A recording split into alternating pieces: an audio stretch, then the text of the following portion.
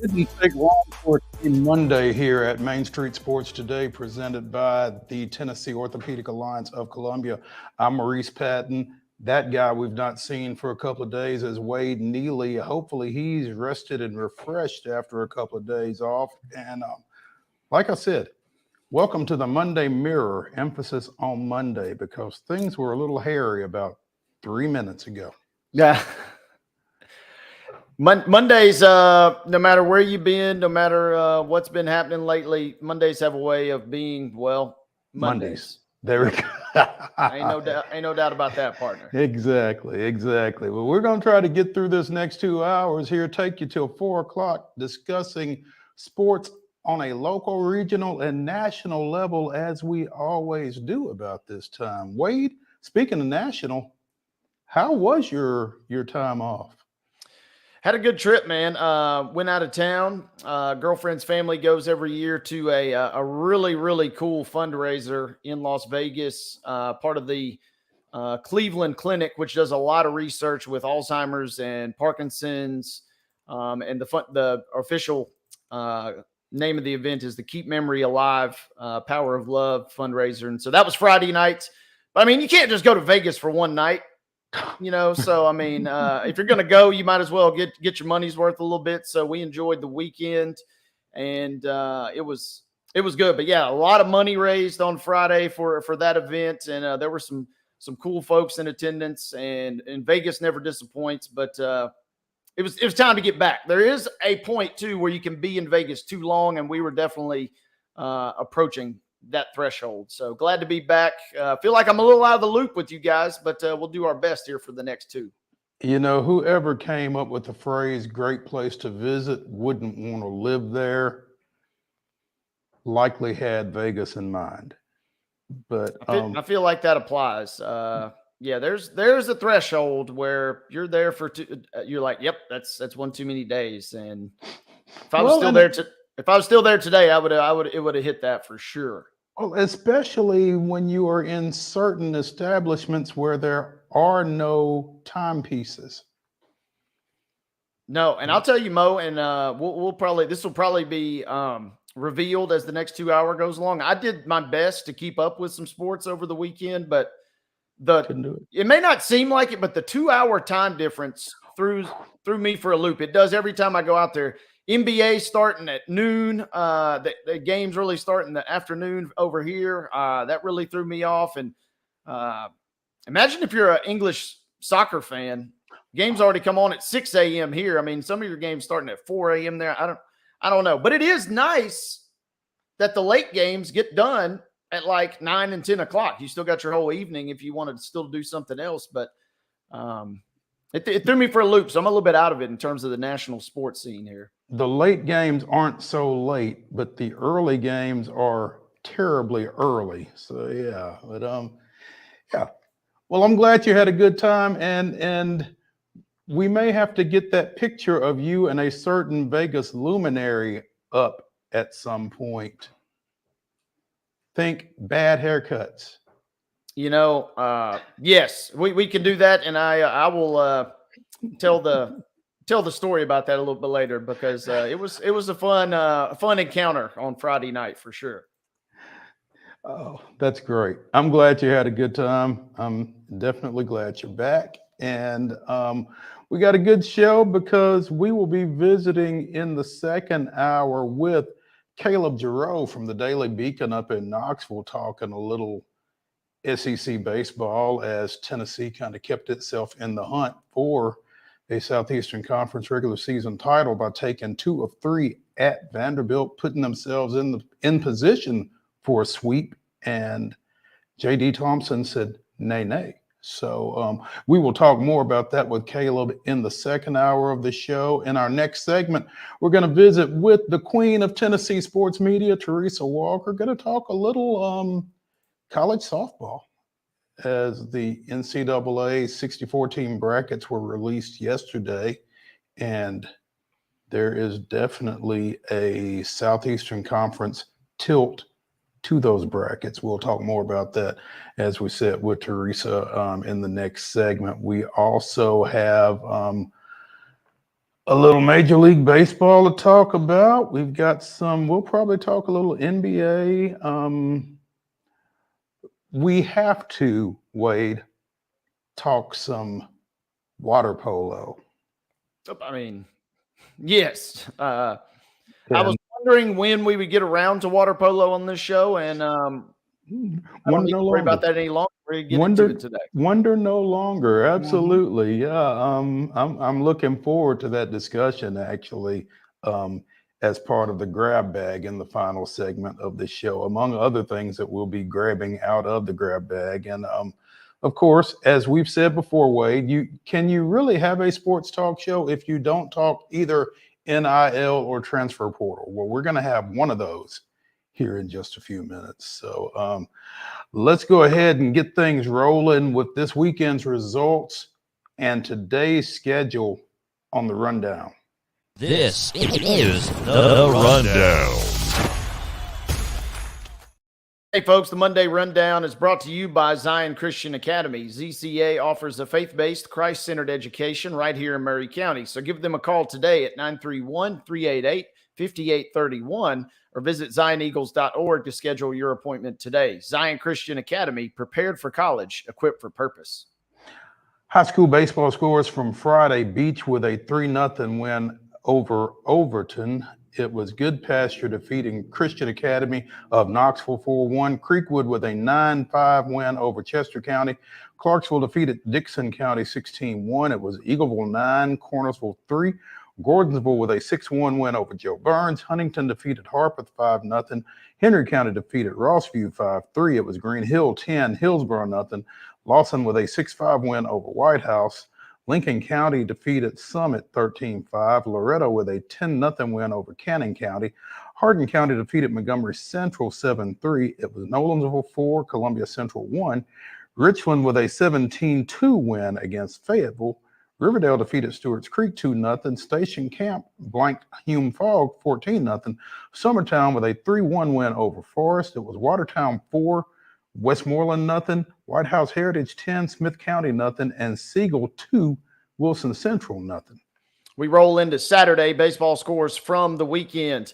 It was Beach 4, Green Hill 3. Joe Burns was a 12-2 winner versus Clay County.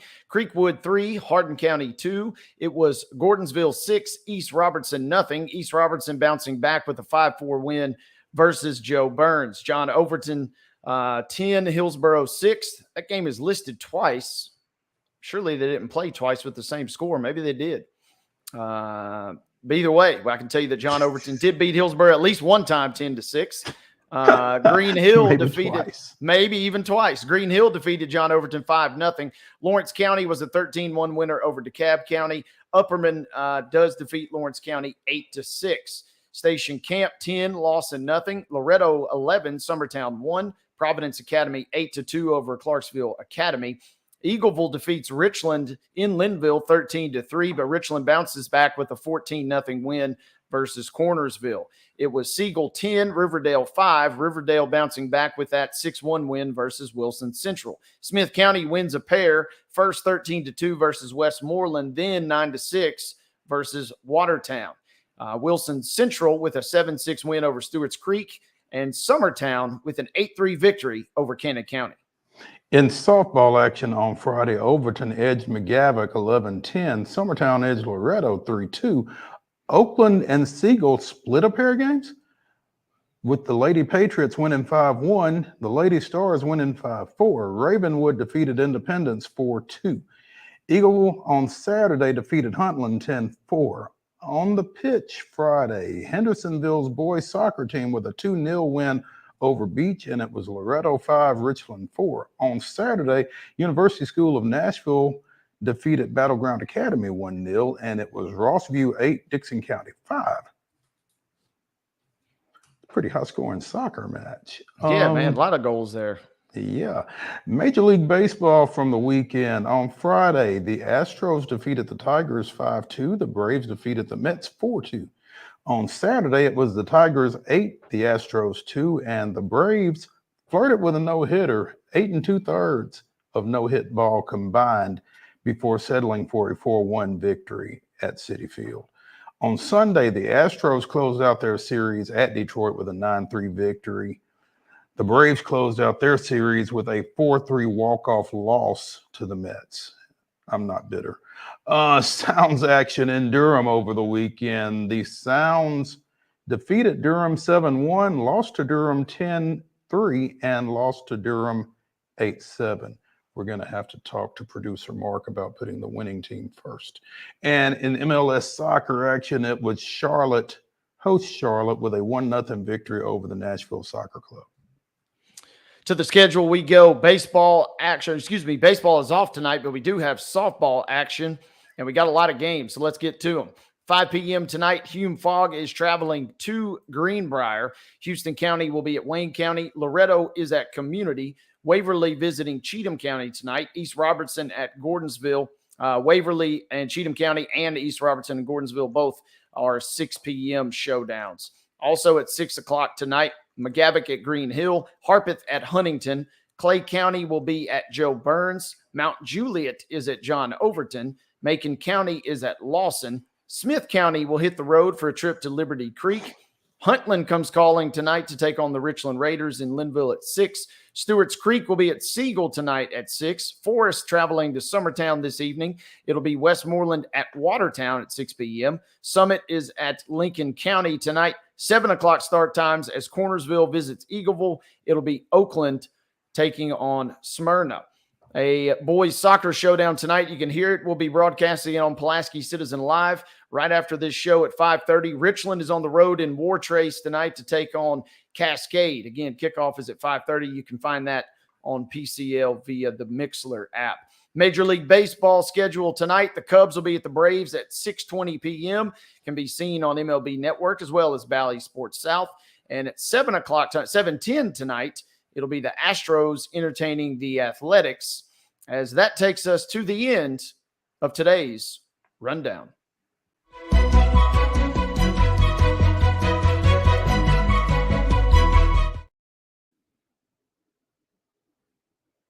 To you as every day by Piggly Wiggly over in Neely's Mill here in Columbia. Be sure and check out their delicious daily deli lunch and dinner options, as well as their hand-cut meats, and everything is cost plus 10% at the cash register. Piggly Wiggly in Neely's Mill here in Columbia, bringing you our top story. And today's top story, remember I mentioned the transfer portal? Mm-hmm. Well, the transfer portal taketh away and the transfer portal giveth. And sometimes it's the same player. Former MTSU women's basketball guard Courtney Blakely is now current MTSU women's basketball guard Courtney Blakely. After a year in Tucson, Blakely is returning to the fold. Thought it was interesting when she announced that she was leaving, but the 5'8" guard from Gary, Indiana, returning for her final season of eligibility. And as soon as I heard this, I was interested to see what Rick Insell had to say about it. And his quote in the MTSU release: "We are excited to welcome Courtney back home to finish where her career started. Courtney is a dynamic guard. She has great speed, the ability to get to the rim, and can score from different areas. She can also change the game defensively. Courtney was a big part of our success during her time here, and we can't wait to welcome her back to Murfreesboro." In 2 years at MTSU, she played in 68 games, started 11 of those. MTSU won the Conference USA regular season and tournament championships her sophomore season. She averaged 6 points, 2.5 boards, a little over 2 assists per game in just over a half over her 2 years. Shot 40% from the floor, 81 total steals. Played in 29 games out at Arizona this past year. Played about 17 minutes. Had a career high 24 points against number 5 Stanford. So MTSU kind of refortifying, particularly in the backcourt. They also, as we talked with Chip Walters, I guess it was last week, got a transfer back to Murfreesboro, not back to MTSU, from former Blackman guard Emily Monson, who's coming back from Purdue. And then they picked up a transfer from Texas El Paso as well. So, I'm sorry, from Texas Tech, previously of Texas El Paso. So that young lady whose name escapes me will be on her third school, but did some pretty good work in Conference USA when she was at UTEP. So the Lady Raider getting into the transfer portal for both new and former players. I think that's an interesting dynamic. Yeah, who says you can't go home again, right? Courtney coming back. She played, like you said, pretty good minutes this year for Arizona, who went to the tournament. She even played in the tournament game that they ended up losing to Syracuse. So good to see her come back. It's kind of interesting, right? Because Rick Insell kind of strikes you in many regards as once you leave, you're kind of dead to me. But he also is a guy that's like, hey, if you can play, you know what? Maybe there's a spot for you here. And she certainly fits that mold there. So he's willing to kind of let bygones be bygones, it seems like, in that regard. Yeah, I am. I'm interested to see with some of the holdovers coming back from this past year's team that obviously went down to LSU and defeated Louisville in the opening round of the NCAAs. They've obviously got some talent coming back, and I'm interested to see how Courtney meshes with that.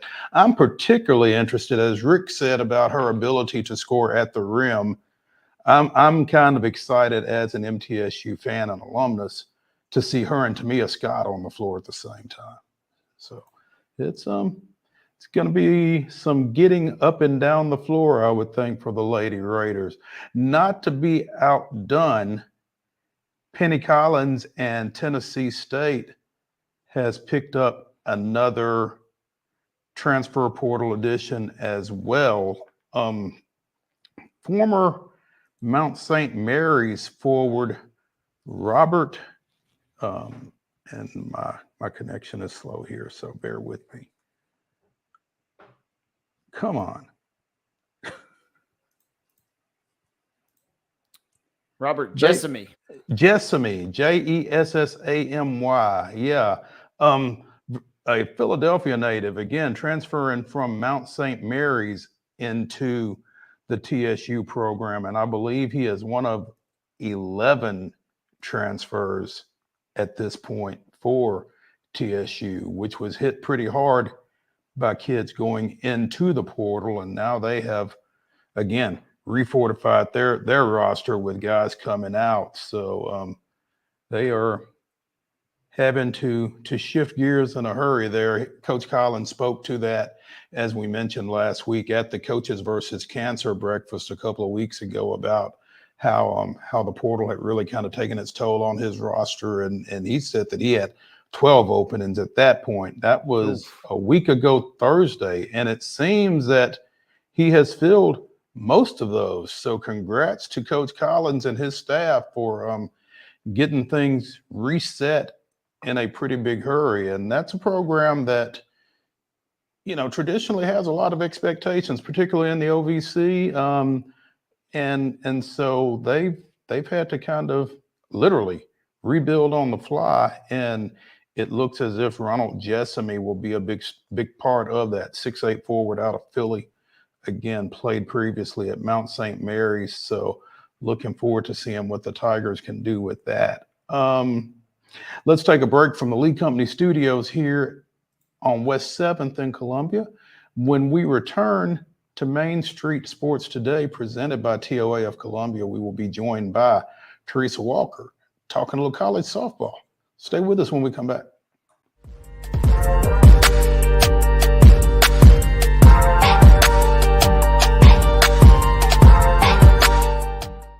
Nashville Sounds Baseball is back in Hit City for the 2024 season. Spend your nights and weekends at the ballpark with weekly giveaways, fireworks shows, throwback deals, live music, and more. Top talent will take the field at First Horizon Park against the AAA Minnesota Twins, Baltimore Orioles, Atlanta Braves, St. Louis Cardinals, Cincinnati Reds, and more. Tickets start at just $10 and are available now at NashvilleSounds.com. We will see you in Hit City. Whether you're an athlete or a weekend warrior, when it comes to your performance, don't settle for anything less than excellence. We're proud to announce that Mid-Tennessee Bone and Joint Clinic is now Tennessee Orthopedic Alliance of Columbia, where we are redefining sports medicine and orthopedics. Tennessee Orthopedic Alliance's team of expert sports medicine physicians understands the unique demands of your body.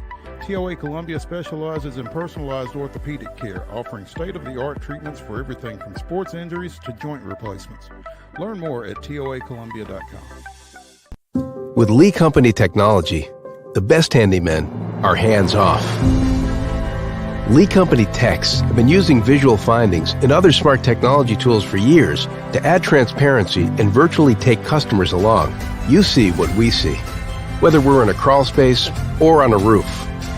With Lee Company, technology helps us help you, no matter what's happening in the world or at your house. Jones & Lang Sporting Goods here in Columbia has been outfitting teams, officials, and anybody else from T-ball to college for 50 plus years. Be sure and check them out at 931-388-8060 or online at jonesandlang.com. Jones & Lang Sporting Goods, the look of a winner. Zion Christian Academy, zioneagles.org or 931-388-5731. You can schedule your appointment. Go tour their campus. It is beautiful over there, and you're definitely going to want to see it. Again, it's zioneagles.org. Give them a call, 931-388-5731, and schedule your tour today. Custom Stone Handler supplies over 600 distributors and suppliers with quality stone products. Along with River Stone, we produce and distribute over 100 building, landscape, and other bulk products. Our goal is to provide quality products, service, and partnerships to ensure our customers' success. We firmly believe that the measure of any person or company is how they treat other people and customers. Give them a call at 931-490-4990 or visit CustomStonehandlers.com. A game without a crowd is just a scrimmage. A performance without an audience is just a rehearsal. Without your presence, high school sports and the performing arts aren't possible. Ensure that these essential extracurricular activities continue to enrich the lives of students in Tennessee. Purchase a ticket to your local high school's game or performance. This message presented by the TSSAA.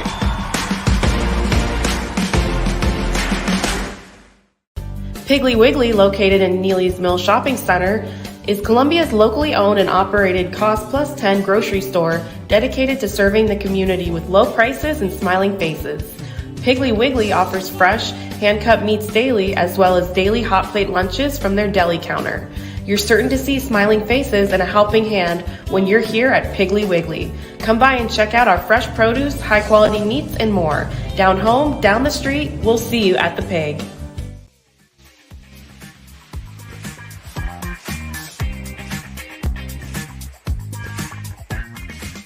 Welcome back to the Lee Company Studios here on West 7th in Columbia for the Monday Mirror edition of Main Street Sports Today, presented by the Tennessee Orthopedic Alliance of Columbia. I'm Maurice Patton, joined by Wade Neely, and now joined by the queen of Tennessee sports media, TERESA M. Walker of the Associated Press. And TERESA, we're going to go in a direction that we don't often go in with you, but you know, you're the queen, so nothing's too big for you to handle. NCAA softball, the brackets were announced yesterday, and I noticed on your Twitter feed that you had a few thoughts, so we just figured we'd let you expound on some of them. Well, let's just say that Title IX did not arrive in time, at least in East Tennessee, for me to play softball. But I have played softball as in the rec leagues for a very, very long time, 15 to 20 years or so. My knees can attest to it because I was a catcher and played pretty much every position on the field except for pitcher. So let's just say I paid very close attention to softball. And here's the thing. Every team in the SEC made the field of the NCAA tournament. Excuse me. Every SEC program that fields a softball team made the bracket. And the top two seeds are teams that are programs that are joining the SEC come July 1st in Texas and Oklahoma. And then number 3, national seed, highest seed ever, the University of Tennessee with the Lady Vols. So it's like, just when you think SEC competition, no matter the sport, isn't tough enough as it is, hello fuzzy, here comes something else, and it's Yep. softball. Yep, exactly. I mean, again, we talked with Marinangus Combs last week going into the SEC tournament about, you know, the impending arrival of Texas and Oklahoma. And, you know, she mentioned that Texas was the number 1 team in the country. And of course, they showed that this weekend, earning that number 1 national seed. But I mean, SEC softball certainly is not getting any easier when you include those two. And again, as we talked and as we've talked before on this show, obviously everything in college athletics these days and everything in the Southeastern Conference these days pretty well revolves around football. But there are certainly other effects of Texas and Oklahoma joining this conference, and this is one of them. Again, you've got the top 3 national seeds will be 2024-25 members of the Southeastern Conference, and it looks like more than at least half of the national seeds, the top 16 seeds, or the top 16 teams that will be hosting regionals this weekend are SEC teams. Well, that's the thing. The competition in this league was tough to begin with, and it's only going to get tougher. And I mean, go across the board. It doesn't matter the sport. I mean, you know, Texas and Oklahoma, it's like they're walking in and they're coming in with a strut for a reason. They think that they're the best in any field that they're playing in. And when it comes to softball, they absolutely are. And it, you know, and for Tennessee, you know, the Lady Vols, they win back-to-back, you know, regular season titles. And, you know, now they're hosting this weekend. And if they win the super regional, Alabama. So it's like, it doesn't ever get easier. I mean, now it shouldn't when you're trying to win a national championship, absolutely. But it just seems like if the SEC has not got these programs ready for this time of the year, nothing will, because they've already faced these teams over and over again through a murderer's row in softball or women's basketball, men's basketball, name the sport, it doesn't matter. Exactly. And again, as you go through this bracket, the host teams for this first round of the tournament, of the 16 hosts, 8 of them are from the SEC. And that's not counting Texas and Oklahoma. And let's just wait in a couple weeks when, you know, after the baseball tournament, SEC tournament, and the national seeds are announced for there. I mean, Tennessee on baseball, they're number 1 in the country. So, you know, got to be thinking they're going to be hosting. So it's going to be very, very interesting to see what happens here as we move forward. But again, for softball, it ain't easy. It ain't getting easier. Yeah. Let's pump the brakes on the baseball because we got Caleb JARREAU coming on in the second hour. So don't steal too much of Caleb's thunder there. But yeah, you know, you mentioned it, Teresa. 13 of 13 SEC programs are in the college, the 64 team bracket. Conspicuous in their absence is Vanderbilt. They don't have it. They are bringing volleyball online next year, though. I have asked this question of many a official over the decades at Vanderbilt, and what I have been told is that they're landlocked over there, and that's a problem. And, you know, with volleyball is going to be moving into what has been the practice gym off of, you know, inside Memorial, when they build that new building on the other end zone, that they're, you know, men and women, they're getting their own basketball practice gyms, and that new one or the old one's going to go to volleyball. So they're squeezing them in, and they've hired a coach, and, you know, they're gearing up for 2025.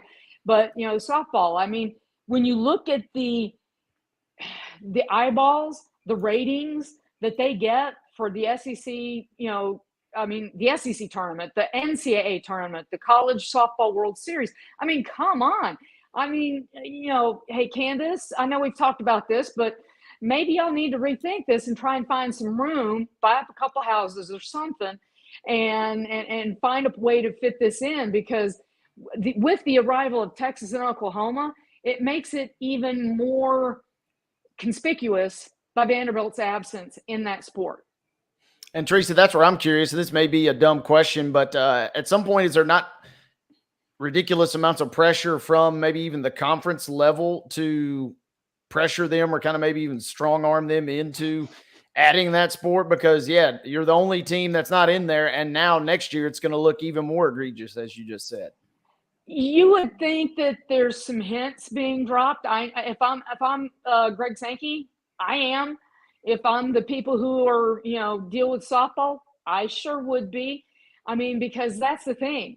I mean, Nashville is the home of the men's basketball tournament for a reason, because there's so many eyes. Everybody loves Nashville. Wouldn't you love to have a team playing softball in Nashville? I'm just saying. And that's the thing. You look around, it's a sport that's growing.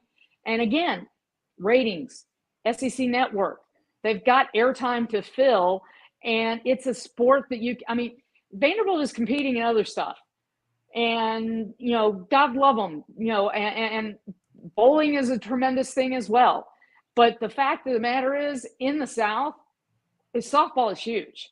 And I say that as somebody who didn't get a chance to play high school softball because we simply couldn't find somebody to coach us at my high school. They started it up, I think, a year after I left. That didn't feel personal at all. But, that's the thing. There's just, and I've talked to so many coaches around Tennessee, with the academies and the opportunities. I mean, the scholarships are there. And yes, I know the cost of a scholarship for Vanderbilt, but it's a roster. I mean, it's not one of the cheaper sports, but it just feels like they've gotten into swimming, they're getting into volleyball, they added bowling. Let's just think about softball, please. Everybody else is. And it feels like it feels like,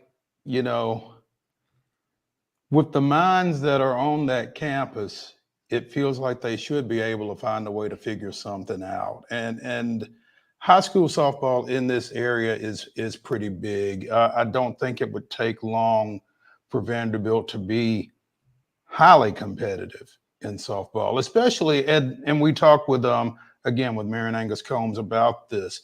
Clemson and Duke both started up programs. I don't think either of those programs is 10 years old, and they have both been perennial NCAA tournament participants pretty much since they started. I just don't think it would take Vanderbilt long at all to be competitive on that level once they get the program going. And I get that they're landlocked. I've been on that campus. I know what it looks like. It just feels like you can figure something out. Well, yeah, and I'm old enough that I remember when there were actually softball fields around the area where Centennial Sportsplex is. Practiced and for an intern legislator softball game back in the mid 80s. So it's like, I remember what Nashville used to look like. So, buy a couple houses, expand the campus. I mean, shoot, just a couple blocks away, Belmont's buying land left and right. So, they don't seem to have a problem finding space for another building. So, it's when you got to compete in the new NIL area, and I mean, money requests are coming at you left and right. If you're the AD at Vanderbilt, I get that. But again, Vanderbilt was conspicuous by its absence yesterday when they say 13. Every SEC program that competes in softball made the NCAA field yesterday, but there was no Vanderbilt. So, and it's only going to get worse once we get the, Texas and Oklahoma in. It's only, again, the conspicuousness is only going to grow. It's not going to shy away. I don't care what other sports you add, because again, we're in the South, the SEC territory, and no softball is a sport that is a big sport and a growing sport. I can't tell you how big it is. I mean, if I had a daughter right now, I'd certainly be teaching her how to play softball. That's for sure. Yeah. Teresa, we watched the SEC tournament this past week down at Auburn, first couple of days. Tennessee gets bounced in its opener. As you mentioned, they won the regular season this year. They won the regular season last year. They fall to number 8 LSU in their opener. Still managed to get the number 3 national seed. Don't think they were going to move up ahead of either Texas or Oklahoma, regardless of what they did at Auburn, probably. But, what would you feel like the impact is of losing that opening round? And I will tell you that I think that there are some coaches in various sports that feel like, maybe the rest is as important as the tournament title, and maybe more so in terms of the big picture. Well, it never hurts to have, before you go into a tournament where your next loss could be your last loss, it's never a bad thing to get that reminder of just how painful a loss is, right? I mean, in basketball, John Calipari, one of the things that made him unpopular at Kentucky, among many things, was his, the idea that he wasn't a big fan of winning the SEC tournament because it meant playing on Sunday, getting your NCAA tournament berth, and then having to do a quick turnaround. Too often seeing his Kentucky team stuck on a Thursday with, so very fast turnaround. And I do remember the Pat Summitt theory that, losing is never a bad thing if it teaches you just how much it hurts to lose. And now Karen Weekly has got that little bit of a reminder. They got a little bit of rest, a little bit of practice, a little bit of preparation time, take care of whatever you have to finish up to wrap up the school year, school-wise, and get busy to be prepared for the regional that starts on Friday. And that can be a good thing because, yes, would it have been nice to have hoisted another trophy? Yeah, but let's be honest. For the Tennessee Lady Vol softball program, there's one title that they've been chasing that matters most of all, and that's the College World Series title. If they can hoist that, that's the one they want to add to the trophy case. That's the one that matters. That's the one that has been lingering there since Monica Abbott was pitching. Yeah, and that's the big thing. And that shows really kind of the status, in my opinion, of a program, Teresa, is certain programs, they're cool with conference championships, and obviously everyone is special, and not diminishing that feat whatsoever. But at some point when you reach a high enough level, you're okay not winning that conference championship if you've got bigger fish to fry, as it were. And that certainly seems that's where Tennessee's ambitions lie right now. Absolutely. I mean, that's the thing. The bar has been raised back to, it's been a while. Let's be honest. Tennessee Lady Vol softball had struggled for a bit, and they've certainly bounced back each of these last 2 years. But as good as they were last year, they are better this year. I mean, Kiki Malloy, she's fun to watch. Okay. When she's at the plate with a bat in her hand, it's fun. They've got pitching, and that is a fun program to watch. And they've got just as much right as Texas and Oklahoma to be thinking, you know what? We can go to the College World Series and we can pick up that trophy, and we can finish off a season with that in our hands. So I'm not worried about what happened in the SEC tournament. I'm not at all, because Karen Weekly, I think, will get their minds refocused a bit and get them looking to what matters next. And that is the thing that's missing. And that's what they're chasing now next. They put themselves into position to get that number 3 seed. And now it's time to go do something with it. 13 teams made the tournament field. In your mind, Teresa, how many advanced from that 13 to super regionals? Ooh, that's a good question, because, that's where home field advantage helps only so much. Weather is going to play a part, pitching,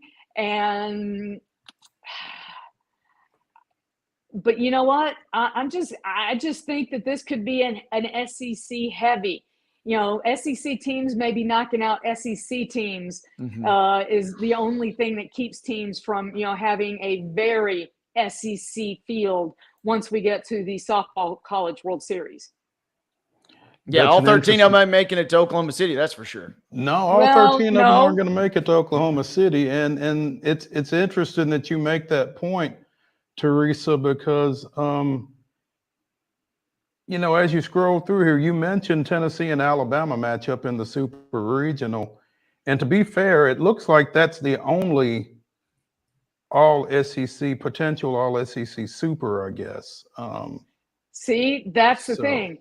You've got that potential. One will not one will not advance out of the supers if it ends up being Tennessee, Alabama.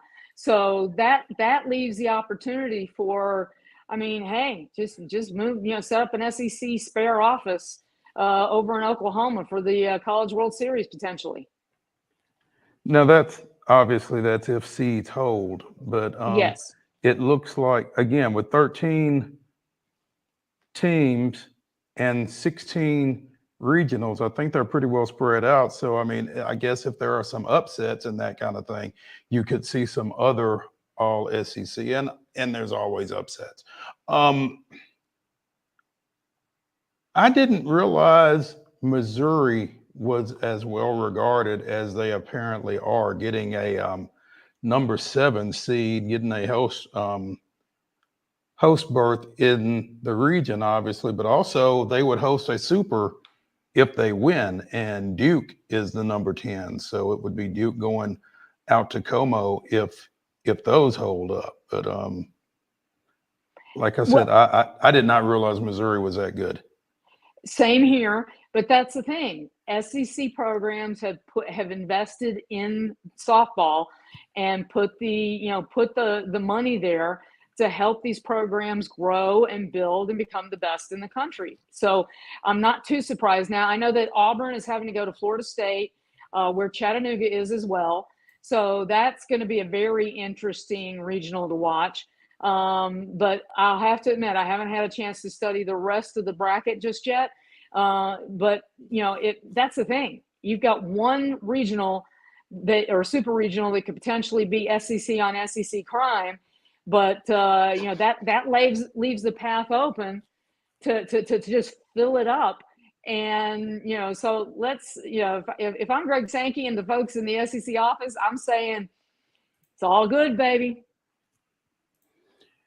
It's certainly going to be intriguing to watch. Again, when you get all 13 teams through like that, the obvious question is, how many can you put in supers, and how many can you get to Oklahoma City? And I think that's going to be the intrigue if you were an SEC fan watching softball this weekend. How many of these teams can make their way to that next step and into super regional play next weekend, where it's best of 3 there. So certainly we'll bear watching, and we'll be watching. So Teresa Walker of the Associated Press joining us here on Main Street Sports today. Teresa, when it was, as we were planning the show and we mentioned that you were going to be on, our co-host, who is not with us today, said, you might want to ask Teresa about the Grizzlies.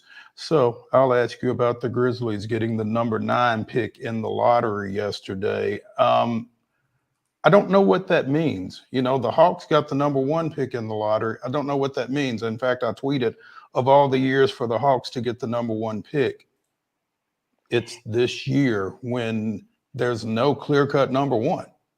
No, it's not like last year when, of course, as soon as the Spurs got the number 1 seed or pick, you're thinking it's Victor Wembanyama.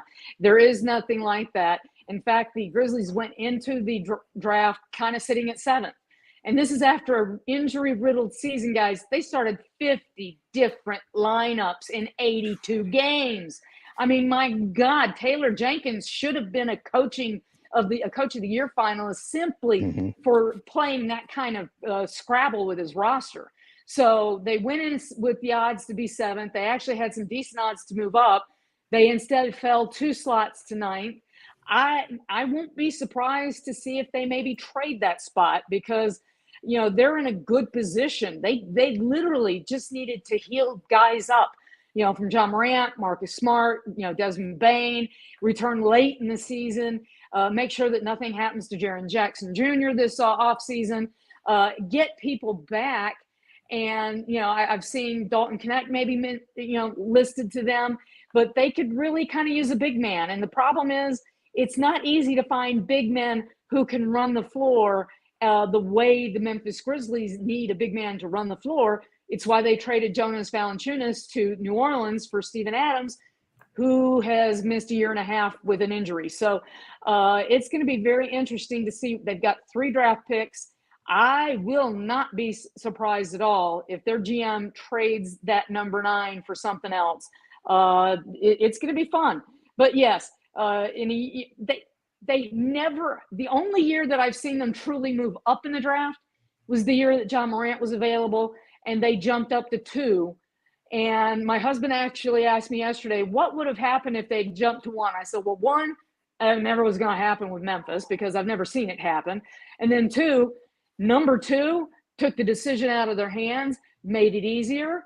I still think we end up looking back on the 2019, I think it was 2019 draft with Ja. The idea being that, a little Sam Bowie-ish kind of draft where, you maybe the first pick overall was a guy who just had a hard time staying healthy and on the court. And maybe he'll prove me wrong down there in New Orleans, but I think the Grizzlies, and now that John Morant has Mike Miller as a new agent, maybe things calm down there in Memphis and they focus on basketball. New Orleans wasn't going to trade that pick anyway, were they? No, I mean, why would you? You've got the number 1. You've got the guy who literally is tearing shoes up on the court and squishing basketballs. I mean, the physical phenom that he is, you are going to take him.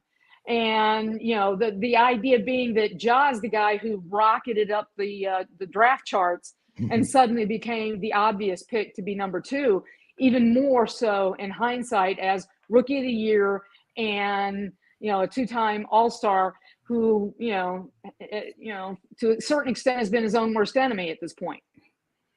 And classic Memphis fashion, Teresa, they lose 2 spots. Most likely you're going into it, you got the 7th best odds. They end up picking 9th, and they were painfully outside the top 4, just one off. And a lot of the, I guess, hopes amongst the Grizzlies fan base is maybe after watching UConn's run that Donovan Clingan could fall to him. You're right that they need a big man, but in a weird draft, it seems like you don't know what the heck everybody's going to do. And it seems like if you can't get one specific guy, you might be better off trading in. And that's kind of what I've taken away out of the last 24 hours. And it seems like, unfortunately, at 9, that's probably going to be your best option at that point.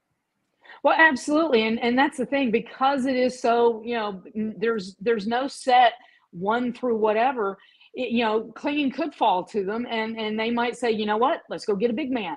Or they, or Dalton Knecht, and they're like, you know what, let's use him. Trade, they've got a lot of players, got a lot of playing time this season. So they might say, you know what, we'll take this guy, package him with something else, and trade for something else. And guys, we're going to have a 2-night NBA draft in June. 2 nights. They broke up the first and second rounds over 2 nights because, gosh, we need to make it go longer. 4 trades that aren't official until a certain time in July. So yeah, this is going to be a fun draft. 2 rounds, 2 nights. Yep. And the funny thing is the NBA draft, the picks come in quicker. So it goes much faster than the NFL draft. So I don't know why, you bump it to 2 nights like that. Well, lots of filler talk, lots of highlight talk, lots of, analyzation and more talking heads, more ad sales is probably more money is at the end of the crux of the issue, I would imagine. Yeah. Yes.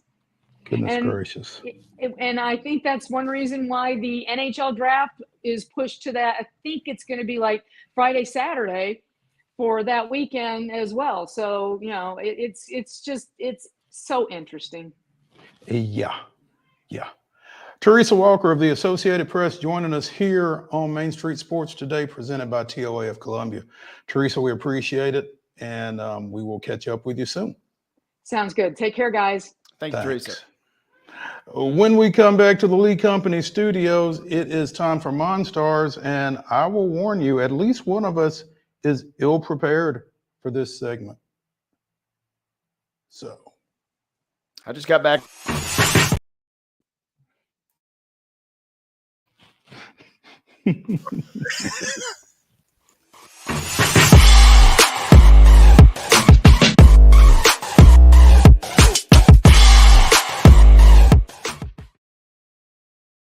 Wild horses are coming to Franklin. The Mustang Heritage Spectacular. 4 days of celebrity freestyle, liberty training, trick riding, and extreme Mustang makeover. Plus the shopping. Over 100 vendor spaces with clothing, food, home goods, and things you can't find anywhere else. All that and celebrity signings at a music stage too. June 20th through 23rd at Williamson County Ag Expo Park. Don't miss a moment with a weekend pass. MustangHeritageFoundation.org for tickets. Hello, race fans, and welcome to Nashville Super Speedway. That's right, guitars and fast cars right here in Music City. This summer, NASCAR is back at the Nashville Super Speedway. Get your tickets now to watch your favorite driver take on the 1.33 miles of concrete chaos. Visit NashvilleSuperspeedway.com to lock in your spot June 28th through the 30th for the Ally 400 race weekend. Whether you're an athlete or a weekend warrior, when it comes to your performance, don't settle for anything less than excellence. We're proud to announce that Mid-Tennessee Bone and Joint Clinic is now Tennessee Orthopedic Alliance of Columbia, where we are redefining sports medicine and orthopedics. Tennessee Orthopedic Alliance's team of expert sports medicine physicians understands the unique demands of your body. TOA Columbia specializes in personalized orthopedic care, offering state-of-the-art treatments for everything from sports injuries to joint replacements. Learn more at toacolumbia.com. Custom Stone Handler supplies over 600 distributors and suppliers with quality stone products. Along with River Stone, we produce and distribute over 100 building, landscape, and other bulk products. Our goal is to provide quality products, service, and partnerships to ensure our customers' success. We firmly believe that the measure of any person or company is how they treat other people and customers. Give them a call at 931-490-4990 or visit CustomStonehandlers.com. Nashville Sounds Baseball is back in Hit City for the 2024 season. Spend your nights and weekends at the ballpark with weekly giveaways, fireworks shows, throwback deals, live music, and more. Top talent will take the field at First Horizon Park against the AAA Minnesota Twins, Baltimore Orioles, Atlanta Braves, St. Louis Cardinals, Cincinnati Reds, and more. Tickets start at just $10 and are available now at NashvilleSounds.com. We will see you in Hit City. With Lee Company technology, the best handymen are hands-off. Lee Company techs have been using visual findings and other smart technology tools for years to add transparency and virtually take customers along. You see what we see, whether we're in a crawl space or on a roof. With Lee Company, technology helps us help you, no matter what's happening in the world or at your house. We thrive under the lights. A city of performers, putting on one heck of a show. Headlining night after night. Welcome to Smashville.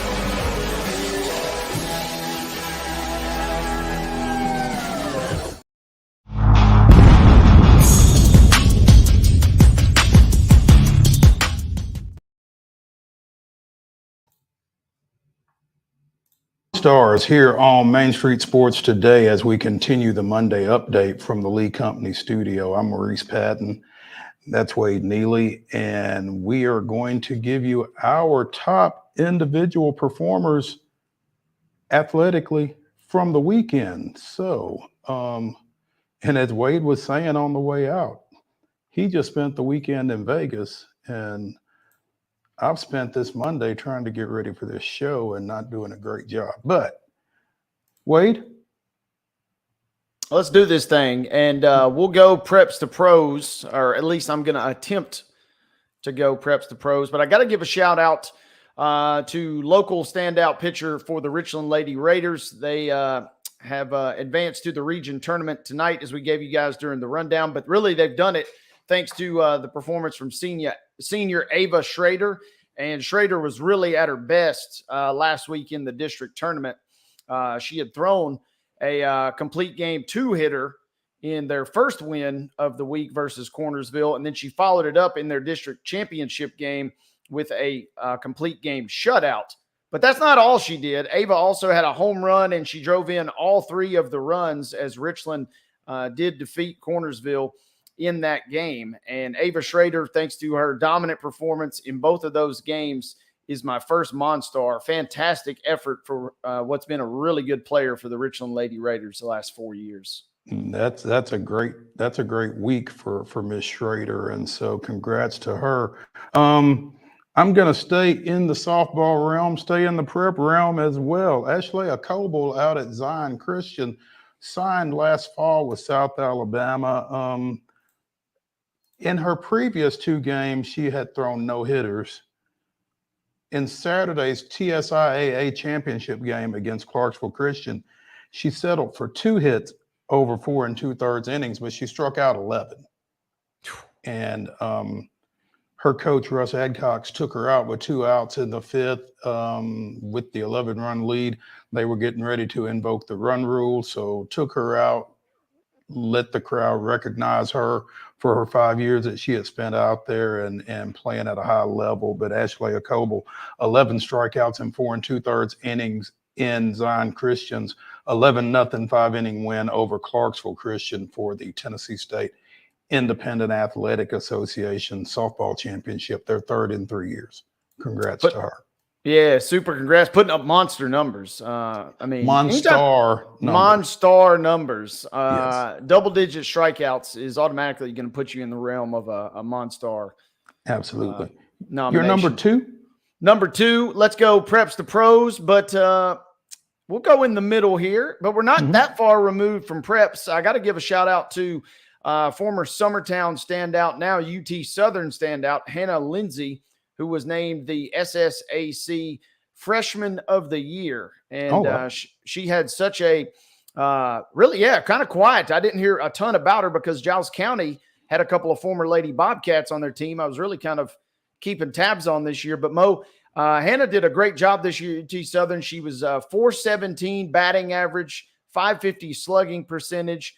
She led the team in a lot of offensive categories. Let's see, 13 of her hits went for extra bases. She had 9 doubles, 3 home runs, and a triple. And she led the team with 43 runs scored in her first season as a Firehawk. So we got to cover her as a prep standout, and it was kind of cool seeing her continue as she was named the SSAC Softball Freshman of the Year. Solid. I'm going to end up at pros, but right now I'm staying in preps. Columbia Central won its 2nd girls rugby state championship in as many years over the weekend. And one of their standouts is Kiana Edwards. We had an article back around Thanksgiving, I guess. Kiana's a senior. She went and played internationally for Team USA over in New Zealand over the holidays. And really a fantastic rugby player, just kind of scratching the surface. She came to the sport late, as a lot of people around here have and are. But she had 4 tries, which is like a touchdown in football. She had 4 of those Saturday in Columbia Central's 74-14 win over Father Ryan in the state championship game.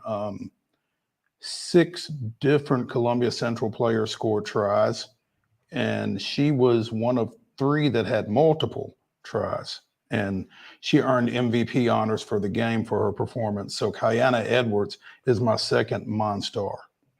Big time performance on the pitch, I believe. I believe it is the pitch, yeah. And I will tell you this, some of these emerging sports, as the TSSAA has referred to them. Girls rugby isn't on their radar really, but it's kind of cool to see these sports that, you know, we didn't necessarily grow up watching, those of us of a certain age. And so it's nice to see some of these athletes branching out and doing some things that we're not used to seeing them do. And it's a lot of fun to watch. So if you get a chance to go watch one, do. Columbia Central will be playing in a national tournament up in Wisconsin this weekend. Don't go to that, but check them out when you get a chance. Like I said, it's a great sport, a lot of fun. Big props. Number 3 coming in. Did get to catch a little NBA over the weekend, and wow, what a wild series between the Timberwolves and the Nuggets. No team has won a home game yet, but we came into this series, and we have the 3-time MVP Nikola Jokic, who's doing Nikola Jokic things, but we really wanted to see how Anthony Edwards would show up in this series. And he's done fantastic work thus far. He had 43 and 44 in 2 different games, 19 and 27 in the other. So he's averaging over 33 points in the series. He's shooting 44% from 3, and he's over 60% from the field. This guy is delivering, and it feels like he's single-handedly keeping Minnesota in the series, which is crazy to think about because after 2 games, it looked like it was going to be a runaway in the series. But now they're relying on him in these last 2 games just to even keep it close after they fell yesterday. So Anthony Edwards, my pro selection here on Preps to Pros version of today's MON-STARS. My pro selection, and it's kind of a cop-out, I guess, but Marcelo Ozuna went 5 for 11 in the 3-game series at Citi Field this weekend. Drove in a pair of runs, scored 1. No homers for the Big Bear, but he's still leading the majors, I think. 12 home runs and 38, probably more than 38 ribs now. I think he's got 40. But as the Braves took 2 of 3 in the series up there, Marcelo Ozuna is my 3rd MON-STAR. So that'll do it for MON-STARS. That'll do it for the first hour of Main Street Sports today. When we come back to the Lee Company Studios here on West 7th, we will have more local, regional, and national sports talk for you. So come back to Main Street Sports today, presented by TOA of Columbia after this break.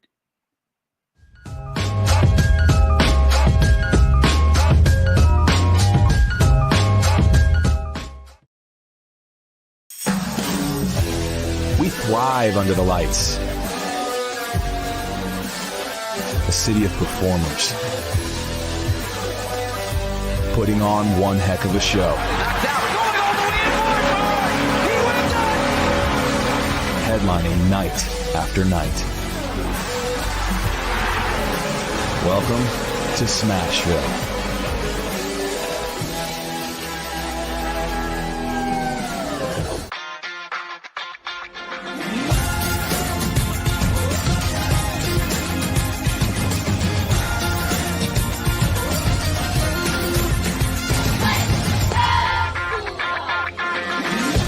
Whether you're an athlete or a weekend warrior, when it comes to your performance, don't settle for anything less than excellence. We're proud to announce that Mid-Tennessee Bone and Joint Clinic is now Tennessee Orthopedic Alliance of Columbia, where we are redefining sports medicine and orthopedics. Tennessee Orthopedic Alliance's team of expert sports medicine physicians understands the unique demands of your body. TOA Columbia specializes in personalized orthopedic care, offering state-of-the-art treatments for everything from sports injuries to joint replacements. Learn more at toacolumbia.com. With Lee Company technology, the best handymen are hands-off. Lee Company techs have been using visual findings and other smart technology tools for years to add transparency and virtually take customers along. You see what we see, whether we're in a crawl space or on a roof. With Lee Company, technology helps us help you, no matter what's happening in the world or at your house. Jones & Lang Sporting Goods here in Columbia has been outfitting teams, officials, and anybody else from T-ball to college for 50 plus years. Be sure and check them out at 931-388-8060 or online at jonesandlang.com. Jones & Lang Sporting Goods, the look of a winner. Zion Christian Academy, zioneagles.org or 931-388-5731. You can schedule your appointment. Go tour their campus. It is beautiful over there, and you're definitely going to want to see it. Again, it's zioneagles.org. Give them a call, 931-388-5731, and schedule your tour today. Piggly Wiggly, located in Neely's Mill Shopping Center, is Columbia's locally owned and operated Cost Plus 10 grocery store dedicated to serving the community with low prices and smiling faces. Piggly Wiggly offers fresh, hand-cut meats daily, as well as daily hot plate lunches from their deli counter. You're certain to see smiling faces and a helping hand when you're here at Piggly Wiggly. Come by and check out our fresh produce, high-quality meats, and more. Down home, down the street, we'll see you at the Pig. Nashville Sounds Baseball is back in Hit City for the 2024 season. Spend your nights and weekends at the ballpark with weekly giveaways, fireworks shows, throwback deals, live music, and more. Top talent will take the field at First Horizon Park against the AAA Minnesota Twins, Baltimore Orioles, Atlanta Braves, St. Louis Cardinals, Cincinnati Reds, and more. Tickets start at just $10 and are available now at NashvilleSounds.com. We will see you in Hit City.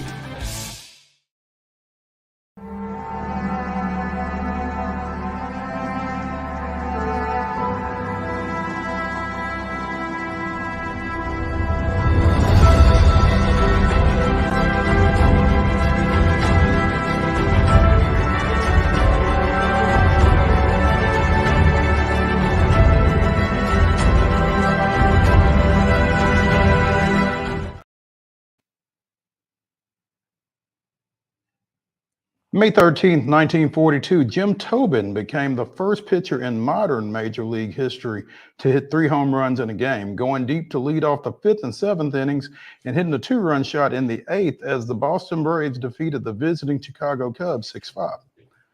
Tobin just missed homering in 5 consecutive at-bats as he hit a pinch hit bomb in the game prior and flew out to deep right in his 3rd inning at-bat. Tobin's 3 home runs matched the efforts of Louisville's Guy Hecker, who hit 3 inside the park home runs in 1886.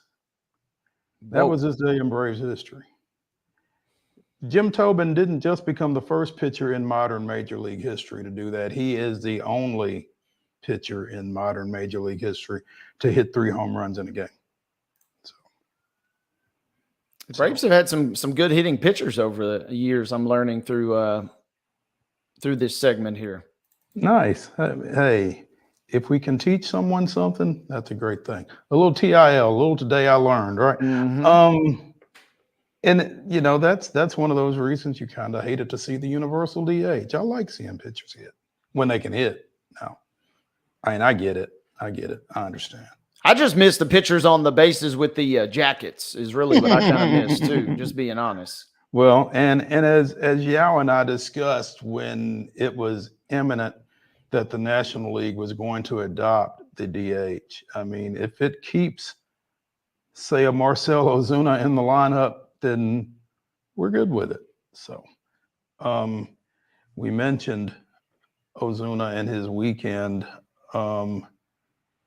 He's moving from 5th to 3rd in today's starting lineup because Austin Riley is not in it after coming out of yesterday's game with that soreness in his side that was supposedly a precautionary move to get him out of the game. And hopefully it's just something that's going to be a couple of days and doesn't turn into a Sean Murphy situation where he pulled an oblique on opening day and has not seen the field since. So, you know, if you're inclined toward the Braves, just keep thinking good thoughts for number 27. As we mentioned, the Braves took 2 of 3 this weekend up at Citi Field. Man, that loss is going to sting, and it's probably good that Yao isn't on today because he was really on one after AJ Minter got the 9th inning last night. AJ Minter is not a closer. The Braves manager, coaching staff, whoever keeps trying to force him into that position. And I mean, to be fair, I don't know who else they had that could close when Raisel Iglesias isn't available after pitching the ninth on both Friday and Saturday. You're not going to throw him 3 days in a row. He can't throw every day. You know, you would like to think that Mentor is going to raise his game, and in the ninth, that doesn't happen. The numbers that were flying all over Twitter last night and this morning indicate that he is a different pitcher in save situations and in non-save situations. He's a different pitcher in the eighth and in the ninth. And I don't know, again, I'm not sure what the options were, but I'm not the manager either.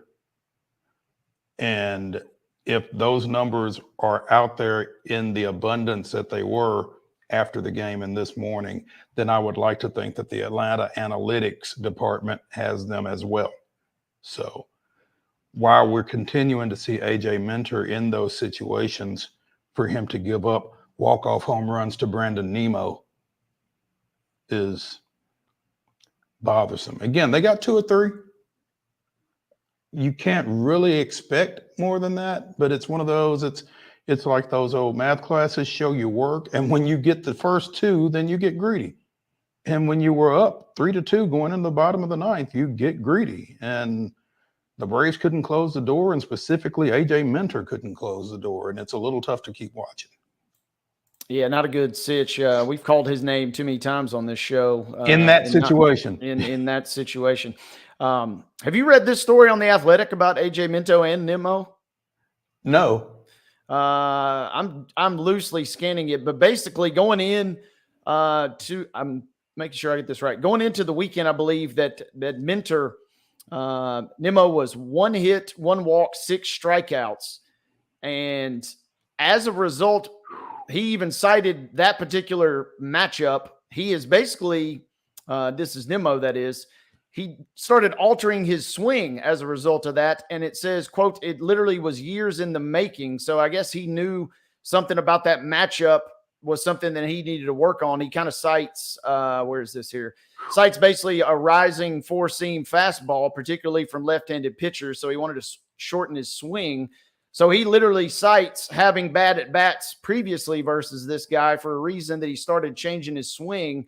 And it says it took him basically all the way to this moment. It looks like a really cool article that I'm going to have to really read more. It sounds. But it says it was basically, the sweetest moment for him because he got the payback, as it were, for the guy that really kind of had haunted him and then forced him to make that change.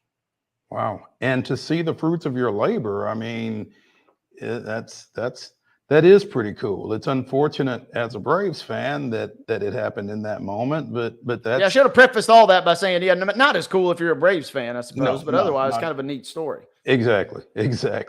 Cool weekend for the Astros, 2 of 3. Look out now.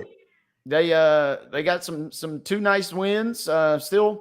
Still got some work to do, but they got 3 games coming up. I believe it's 3 at least versus the Athletics, and they could, in theory, tie the Athletics in the AL West if they were able to get a sweep there, which is no guarantee by any stretch of the imagination. So kind of striding right along. It's one of those series, yeah, you win 2 of 3, and then you're sitting there looking at Saturday's 8-2, and you're saying, why couldn't we win that one and get the sweep? But I digress. The thing about playing the Athletics right now is if you can keep Mason Miller out of play, you got a shot. This guy's straight flamethrower coming in the ninth. And if you can put yourself out in front and take him out of the mix, then yeah, you certainly got a shot at closing some ground on the A's and maybe tying them up in the West, like you said. So certainly worth keeping an eye on. Eric Getty going to the mound for the Astros tonight. Ross Stripling, I didn't realize he was still playing. Well, he's only 34, but getting the ball for the A's in that one. So yeah, back at Minute Maid, right? Yep, back at home. maybe jump on them early, get some confidence going, and kind of see if they can kind of keep things rolling. 5-2 on Friday versus Detroit, and then 9-3, as we mentioned in the rundown yesterday. Right. Bats didn't arrive till late, though, which was a little troubling. It was a scoreless game through 5 innings, and then Houston scored in each of the last 4 innings, including 4 runs in the 8th. So late offense, that may be a thing for the Braves, but it's something that Houston can't afford to rely on too much. But Kyle Tucker hit another home run yesterday. He's having a great season thus far. He's kind of holding down the fort right now while they try and figure out what the heck is going on up there. Verlander got the win. He struck out 8 yesterday, 2 hits over 7 innings. So maybe kind of starting to get some positive momentum. But yeah, this is not what you pictured, obviously, if you're Houston sitting here with 15 wins, certainly, but you certainly didn't think you'd be trailing the Athletics midway through the month of May. But a division game is a division game, and now they suddenly need these games a lot more than you maybe thought they would before the season started. Wade, as an Astros fan, how concerned are you about Alex Bregman right now? I saw somebody tweet over the weekend that he's washed, and I have a tough time believing that, but I got a tough time believing it, but that was something I'd kind of been seeing not too far into the season. And here's a CBS article: inside Alex Bregman's modest 3-game hit streak. So he's not playing well. I mean, that's the cool thing, right? Or I guess maybe what you're hanging on to. Mm-hmm. He's not having a great start, but I mean, if he gets going, then, and you feel like he's given you enough of a body of work that he will get it going. Right. And so if he does, that could solve potentially a lot of your problems there, because he has, not been producing thus far. Yeah. Braves taking on the the Cubs, the other team from Chicago tonight. 6:20 start. It's Shota Imanaga, Imanaga, 5-0 with a 1.08 ERA, taking the mound for the Cubs. 5'8", 176, Shota Imanaga.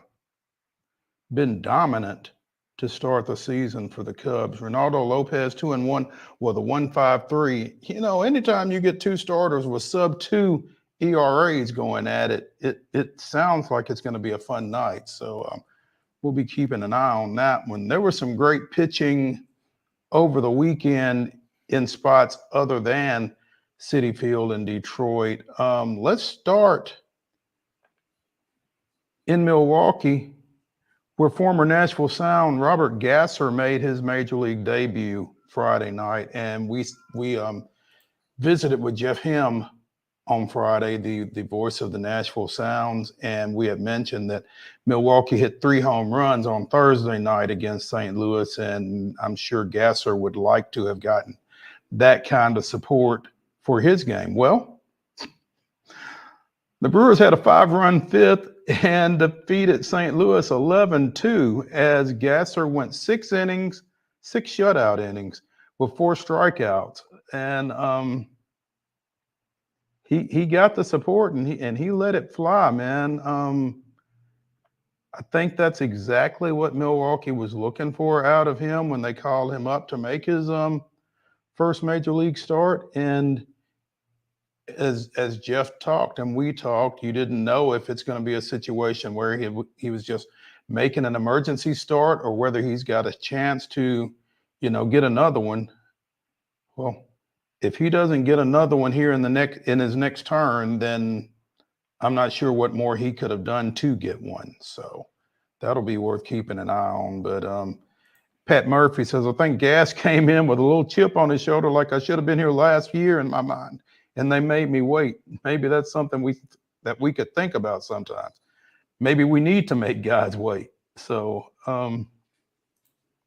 again, 6 shutout, 4 strikeouts for Robert Gasser in his first major league start as the Brewers defeated St. Louis 11-2 on Friday night.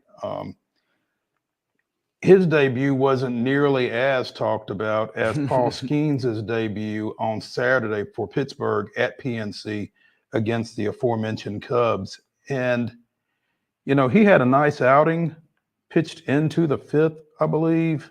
They had a weather delay, and I don't think he came back out afterwards.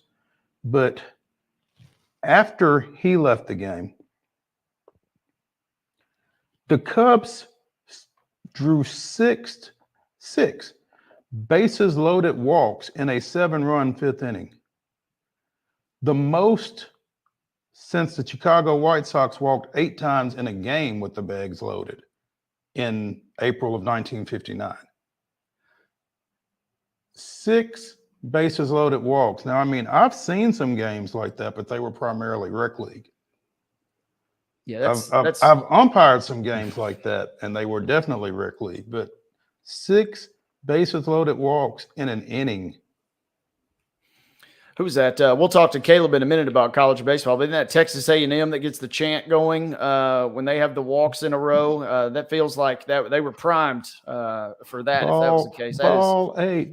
Yeah. That is not a good sitch, to say the least.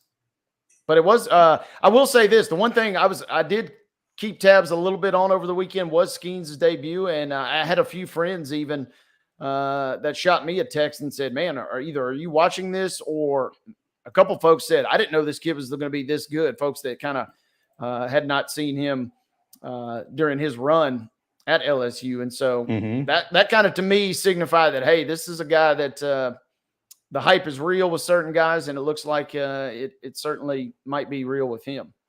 Here's the thing: Chicago drew 6 bases loaded walks in the 5th inning. Scored 7 runs in the 5th inning, lost 10-9. Oh, my. Yeah. So, Cubs that's one of those, the baseball gods are like, hey, we got a funny way of doing this, but Skeens, we still got your back in a weird way. Yep, got him off the hook, I do believe. Let's see. 4 innings pitched, 6 hits, gave up 3 earned runs, 2 walks. Yao set the over-under for strikeouts at 6.5. I took the under. He struck out 7. Right on the money. Yeah, might have a future in this. We'll see. But yeah, the Pirates won that one 10-9. Pretty exciting ball game, all in all. Certainly interesting. Again, Sounds wound up splitting their series at Durham. They go on to Jacksonville for a 6-game series starting tomorrow. We will be visiting more with Jeff Hem on Friday during our sound segment, so looking forward to that. Let's take a break here from the Lee Company Studios. When we return to Main Street Sports Today, presented by TOA of Columbia, we will be joined by Caleb JARREAU of the Daily Beacon, talking a little college baseball. So stay tuned after this break.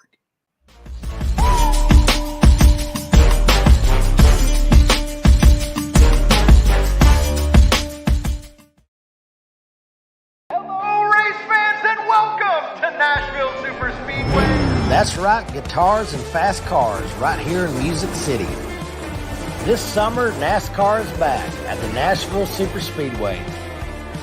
Get your tickets now to watch your favorite driver take on the 1.33 miles of concrete chaos. Visit NashvilleSuperspeedway.com to lock in your spot June 28th through the 30th for the Ally 400 race weekend. With Lee Company technology, the best handymen are hands-off. Lee Company techs have been using visual findings and other smart technology tools for years to add transparency and virtually take customers along. You see what we see, whether we're in a crawl space or on a roof. With Lee Company, technology helps us help you, no matter what's happening in the world or at your house. Piggly Wiggly, located in Neely's Mill Shopping Center, is Columbia's locally owned and operated Cost Plus 10 grocery store dedicated to serving the community with low prices and smiling faces. Piggly Wiggly offers fresh, hand-cut meats daily, as well as daily hot plate lunches from their deli counter. You're certain to see smiling faces and a helping hand when you're here at Piggly Wiggly. Come by and check out our fresh produce, high-quality meats, and more. Down home, down the street, we'll see you at the Pig. Whether you're an athlete or a weekend warrior, when it comes to your performance, don't settle for anything less than excellence.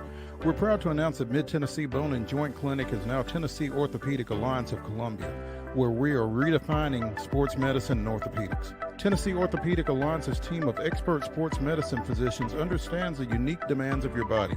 TOA Columbia specializes in personalized orthopedic care, offering state-of-the-art treatments for everything from sports injuries to joint replacements. Learn more at toacolumbia.com.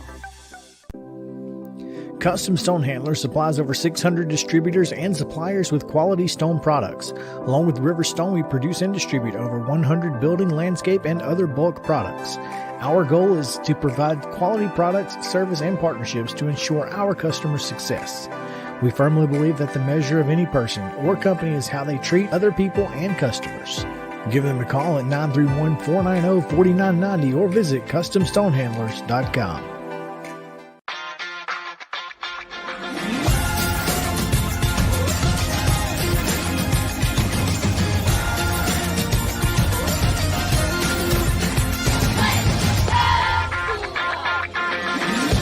Wild horses are coming to Franklin. The Mustang Heritage Spectacular. 4 days of celebrity freestyle, liberty training, trick riding, and extreme Mustang makeover. Plus the shopping. Over 100 vendor spaces with clothing, food, home goods, and things you can't find anywhere else. All that and celebrity signings at a music stage too. June 20th through 23rd at Williamson County Ag Expo Park. Don't miss a moment with a weekend pass. MustangHeritageFoundation.org for tickets.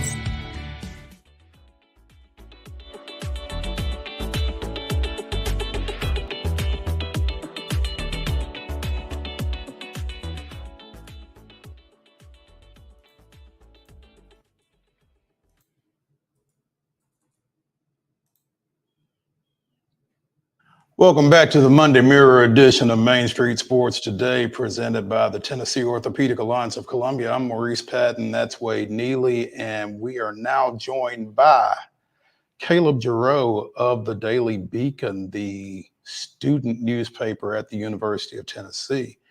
Before we get into UT baseball, Caleb, you posted a picture last week, some point on Twitter, your name on some kind of a plaque. Tell us about that. Yeah, so at our end of year banquet, I guess I did enough to win an award that I was a big supporter of student media, did a little bit of everything. So now, God forbid, everybody who walks in has to see my name on the wall at the entrance of our office. So join the likes of a lot of student media greats who have gone on to do great things after the Daily Beacon. So it's kind of cool, though, seeing your name on the wall every day. No pressure, right? Exactly, yeah. Yeah. Congratulations, Caleb. It's been fun watching your work, and I tell you, I don't know if I had been a journalism student, if I could have done what you've done in this short period of time. So congratulations and continued success. Tell us about Tennessee's first Southeastern Conference series as the #1 team in the country. Well, I think anybody who's watched SEC baseball this year was not surprised with what they saw on Friday and Saturday. Vanderbilt's starting rotation can probably stand up with most starting rotations in the SEC, but once Tennessee got to that bullpen, they really wreaked havoc. You had a Kavares Tears home run to seal one win, a Christian Moore home run to seal another. So Tennessee picked up that Friday and Saturday victory, and then you saw a very uncharacteristic game from Tennessee. Top 4 guys in the lineup went 0 for 15 in that Sunday matchup for Vanderbilt to sneak one there on Sunday. So as I'm sure you guys know, SEC baseball is the toughest premier league in this sport. So taking 2 of 3, at Nashville is a pretty good weekend series. The only thing, Tennessee really wanted that Sunday win because it would have kept them tied with Kentucky for the top of the SEC. So right now, Kentucky has a 1-game lead on Tennessee sitting atop the SEC standings. If Tennessee and Kentucky were to tie, Tennessee would get the 1 seed in Hoover because they won in Lexington earlier this year. But Tennessee wraps up the season this weekend with South Carolina at home, and then Kentucky hosts Vanderbilt. So I wouldn't be surprised to see Tennessee and Kentucky both sweep this weekend. We might see the that loss on Sunday against Vanderbilt be even bigger than it was. But no, JD Thompson, the trend with Vanderbilt, anybody playing Vanderbilt knows that if you get that starter out of the game in 4 or 5 innings, their bullpen has been a ragtag bunch the rest of this year. So on Sunday, they did not get to the bullpen in time. When they got to the bullpen, it was a little too late and they didn't do anything. So Tennessee got 3 hits and it was a 3-for-4 day from Dylan Dreiling, and that was it. But top of this lineup really drives the Vols this year. And as you said, when you got to the bullpen yesterday, it was with Devin Futrell, who had pitched really well in Vanderbilt's midweek win over Louisville. So, and I think he came in at 3-1 and got a 3-inning save yesterday. But like you said, those bullpen performances have kind of been few and far between, particularly in SEC weekend play for Vanderbilt. But they got it yesterday, and I would imagine, Tim Corbin kind of called out a little bit to their heart and their pride after losing Friday and Saturday, regardless of how they lost. The fact was they lost, and I would imagine there was some, are you going to get swept at home by these guys at some point? So, you feel like even as tough a season as it's been for Vanderbilt, at some point they're going to be Vanderbilt. So. Yeah, and I think it's been an uncharacteristic year from Vanderbilt. The lineup hasn't produced like you wanted it to. I think over the weekend, I heard somebody say they were hitting like 235 or 240 as a team this year. That's not what you expect out of a Tim Corbin group. And the pitching staff has not been what you expect. When you think of Vanderbilt pitching, you're talking Kumar Rocker and some of those guys who have been premier aces. And this year, I don't know if they have that one guy they can roll out. But like you said, Devin Futrell has really looked good in that midweek. And I bet Tim Corbin wishes he would have had him for a start sometime this weekend as well. But JD Thompson looked really good on Sunday. And I think, Mo, to your point about Tim Corbin calling out his team's pride, you saw that with a little bit of the chippiness that you had in that Sunday game. JD Thompson came off the mound at one point mocking Tennessee, who probably was saying that he had to use sticky stuff to beat earlier in the year, and he got a 2-game suspension. So now he mocked them with the sticky, kind of rubbing his forearm motion coming off the field. And umpires warned both dugouts because they know exactly how that'll end up if they don't. So I think you could tell on Sunday there was a little bit of pride there. And also to get rid of that kind of Tennessee win streak. It had been 9 games. Tennessee was about to push it to 10. Sure. Knowing Vanderbilt baseball, it's crazy for any team to have that long of a win streak against them under Tim Corbin, especially Tennessee, which was until recently really an up-and-coming program. So I agree. I think there's a little bit of extra motivation, extra juice in that Vanderbilt dugout on Sunday. Yeah. Speaking of kind of emotions, Caleb, I wanted to ask, we kind of teased this series last week, and we talked about how Vanderbilt's fan base is growing a little weary of what they've seen on the field this year. And we also obviously know that Tennessee is playing well and likes to travel. How were the vibes in terms of a crowd perspective this weekend with the two teams and their fan bases? Yeah, I think Sunday kind of salvaged it a little bit, because going into that Sunday game, I saw people making fun of Vanderbilt fans on Facebook and Twitter, talking about how they were posting that people were selling their season tickets to Tennessee fans. There was orange all in the stands. I know two friends that did that, just for the record. 2 Vanderbilt fans that did that. There you go. They're part of the problem, according to Vanderbilt Facebook and Twitter. But yeah, I think overall Vanderbilt fans, especially going into Sunday, have been weary. And I think it's kind of from the outside looking in. Obviously, I'm not covering Vanderbilt every day, but it seems like it's a 2 or 3 year kind of spill that this has kind of been going on, where Vanderbilt fans are slowly growing more weary of what's happening at baseball. I feel like the program has kind of slowed down to an extent. But Tennessee-wise, Tennessee fans are at their peak right now for baseball. Every other sport is over. You've got softball hosting down the road and baseball, the number 1 team in the country. So Tennessee fans have to go to something, and I feel like this weekend it was that Vanderbilt series. And it seemed like a very large conglomerate. We've seen other sports. I don't want to talk about, for Vandy fans who might be listening, the horrors that are anytime Tennessee goes to Memorial Gymnasium, and it's basically a home game for Tennessee. But, we've seen the fans travel to Nashville well before, and I think this weekend was about the same. But like I said, the vibes for Tennessee fans are really good Friday, Saturday. I think Sunday salvaged it a little bit for Vanderbilt, showed some of that pride, and kind of gets the news cycle changed a little bit going into the week, that you end the weekend on a high note. But before that, I felt like morale was pretty low from just my take of the crowd and social media posts and all of the above, really. You know, you mentioned the momentum that Vanderbilt could take out of that win. J.D. Thompson, co-SEC Pitcher of the Week this week for that performance. 6 shutout, 9 strikeouts, allowed just 2 hits before turning it over to Futrell. But yeah, I don't know how much momentum helps when you're going up to Lexington with what's on the line for Kentucky this weekend. That's going to be a tough series for Vanderbilt to give Tennessee any help, I think. That is very true. And I think really you have to hope that Vanderbilt taps into that emotion and passion they had on Sunday and take that up to Lexington. Kentucky is a very difficult team to beat for the simple fact that, A, you've got a good lineup and a good pitching staff, but also they play small ball. So one mistake and all of a sudden Kentucky's got 2-3 runs on the board.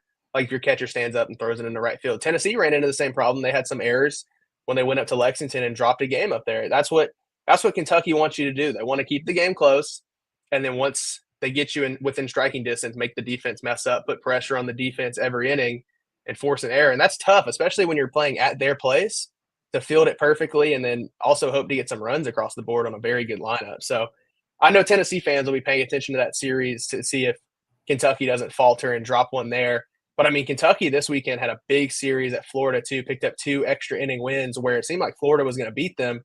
And obviously Tennessee fans would have been pretty happy with that. And then Kentucky came back in extras to steal those wins. So it's going to be a tough series for sure. Kentucky, I think, got exposed a little bit when Tennessee went up there. But the way they play baseball, I mean, if you put up a 5 spot or a 6 spot, that's what you'll take. You just have to lose that game. If Kentucky keeps you close, though, it's a very difficult team to beat. Caleb JARREAU of the Daily Beacon joining us here on Main Street Sports Today, presented by TOA of Columbia. You mentioned Kavares Tears and that opposite field home run in Friday night's victory. And, you know, I saw that and I wasn't sure that it was going to be high enough to get up over the big wall out there. But KT has had a way of getting some big hits for this team this year. And as a former Columbia Academy standout, we love to see it down in this area. Was fortunate enough to catch up with Tony Vitello at a coaches clinic up in Cool Springs back in January, and he mentioned then that Kavares is likely to get drafted and drafted high this summer, and KT hasn't done anything to disprove that. Yeah, and I think the biggest thing with Kavares this year has been his defense, because last year and his freshman year, the pop was always there. I mean, he was mishitting balls and grounding out to the second baseman at 110 miles an hour off the bat. Like, that's just stuff you can't teach, that kind of explosiveness out of his bat. But this year, the defense has been really lights out for him. I mean, you look at that Vanderbilt series. I think it was the Saturday game where he made 2 big catches down the line to seal that victory in that close game. And then I saw somebody tweet after the game that he was staring directly into the sun on all of those catches. Never faltered, made it look natural. And I mean, we've seen it a ton this year too, where he catches a routine pop fly, deep pop fly, and the guy at third thinks he has it easy, and then he guns him out at home too. It's just, I think those attributes where you can move him around the outfield and his glove and arm have come so far along that a team can now draft him even higher and say, hey, this guy's going to swing it and he's going to hit it hard. And also we can throw him in the outfield and expect a plus arm with a good glove as well. So I think right now his tools and his skill set make him a really good draft prospect. And this year, knock on wood, he's been healthy the whole year, which was a question coming into the season. He had some hamstring and some quad issues. I think he missed 1 game this year with a hamstring. Didn't look like it affected him at all this past weekend against Vanderbilt. So now he was down for some of the Florida series with some back issues, was he not? I thought it was leg. Okay, you're closer to it than I am, but yeah. Either way, though, it didn't affect him long term like some of his previous injuries. Like I remember last year, he was hurt for the end of the year. I think a hamstring at the end of last season. Went to the Appy League, had 1 or 2 games where he finished like 4 for 4, and then had a re-injury. So I think I think rehabbing over the summer and the fall, getting back in the lab, learning some defense, getting better at defense, taking a lot of reps in the outfield. Every time I went to the ballpark to watch a scrimmage or something, he was the first guy out there taking defensive reps and last guy out there as well. So I feel like this season has been a really good year for his draft stock. And like you said, Tony Vitello called it. It's no surprise. No surprise to him that Kavares has done this, being with him every day. But it's been fun to watch his progression, and now that he's healthy, really what he can do in this lineup. Absolutely. Caleb, I'm curious, as we get ready to head into the SEC tournament, obviously the 1 seed is kind of your goal. What's something that Tennessee, in your mind at least, needs to fine tune, an area of either weakness or something that maybe not necessarily a weakness, but something they know they could get a little bit better at as they get ready to roll into postseason play? I think defensively, there's some areas that raise questions. You have some stray errors. The DH spot is another big question with this lineup. It's been a rotating door, and kind of intentionally, so Tony Vitello can keep working options. You look at Sunday, Robin Villanueva filled in that DH spot, struggled, didn't get much, didn't have much success at all. Nobody got a hit besides Dylan Dreiling. And then you look at some of the other days. I mean, Cannon Peebles filled in the DH spot, and while he struggled hitting when he caught, he went right into the DH spot and hit a home run. So I think nailing down your consistent everyday DH, or guys that you want to put in that spot, maybe if you're facing a righty on the lefty on the mound, what the guy looks like, situational things. And then just overall, I think nailing down your pitching rotation.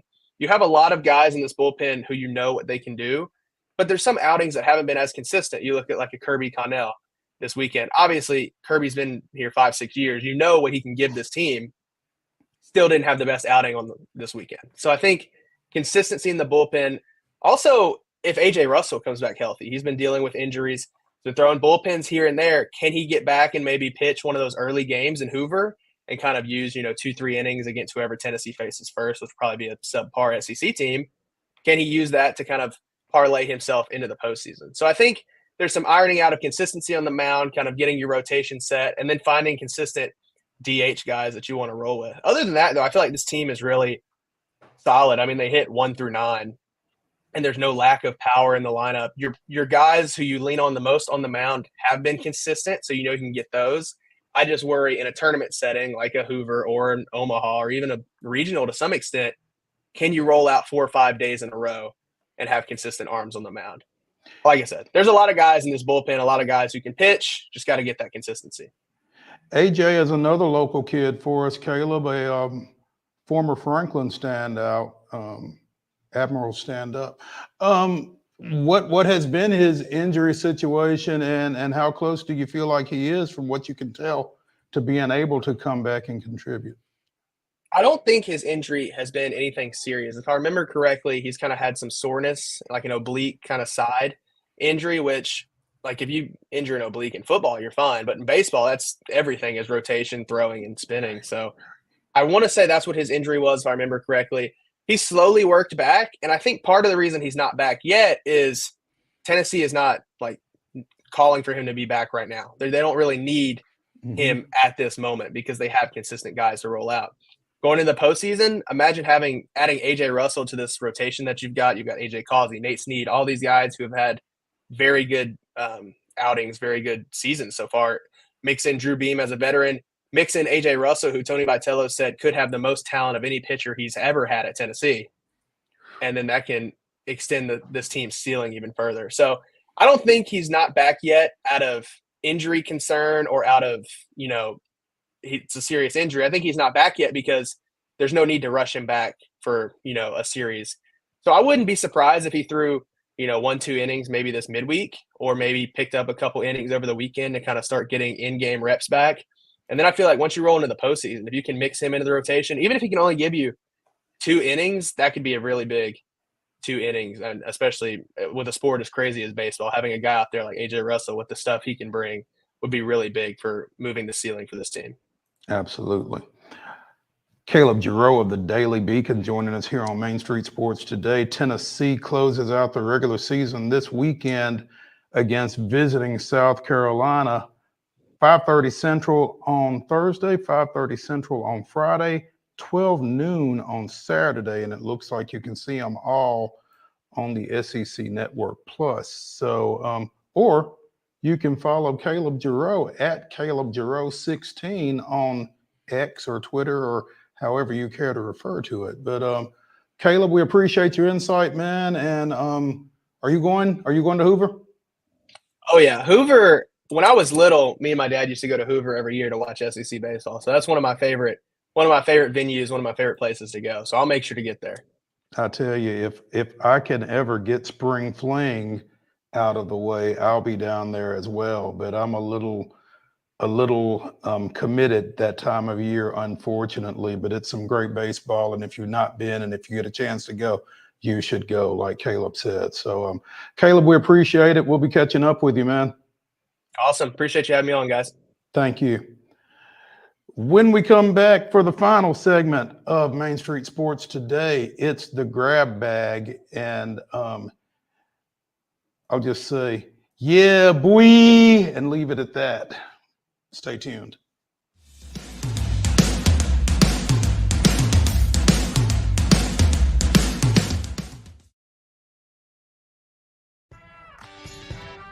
I'm Maurice Patton, and on Main Street Sports Today, we bring you the voices of your favorite teams from preps to pros.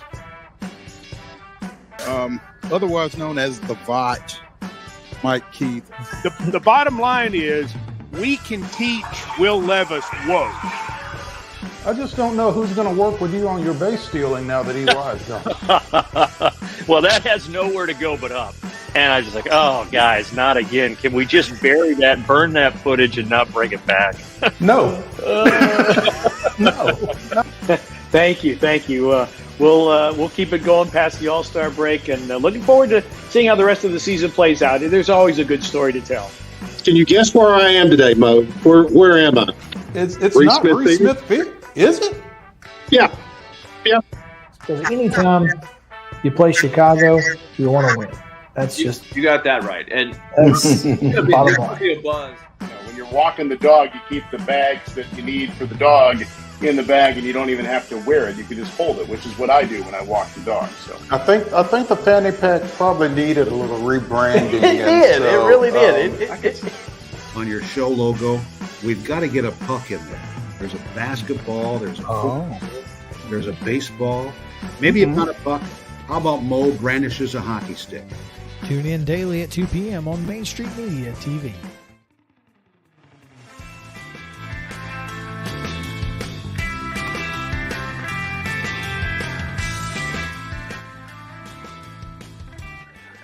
The final segment of the Monday Mirror here on Main Street Sports Today, presented by the Tennessee Orthopedic Alliance of Columbia. We're coming to you from the Lee Company Studios. Well, I'm coming to you from the Lee Company Studios here on West 7th in Columbia. The just back from Vegas, Wade Neely, coming to you from the Lee Company studio of his abode. And Wade, I'm not sure that you're old enough to remember the Bo Knows Nike commercials. Is that in your wheelhouse? Familiar enough. I mean, it wasn't. I wasn't watching it live per se, but yeah, it's back in the day, and then the lore of great campaigns. Well, I thought about this when I saw this article after seeing a tweet about this topic over the weekend, and it's funny. You know, we talked on the show last week about Snoop Dogg endorsing or sponsoring a postseason bowl game in the next football bowl season. And apparently Flavor Flav said, "Hold my drink." And my thought was, Flavor Flav knows water polo? Apparently, someone tweeted something. A Team USA water polo player, Maggie Steffens, tweeted that she was seeking support for the women's water polo team. And Flavor Flav answered, said, "As a girl dad and supporter of all women's sports, I'm a personally sponsor you, my girl, whatever you need. And I'm a sponsor the whole team. That's a Flavor Flav promise."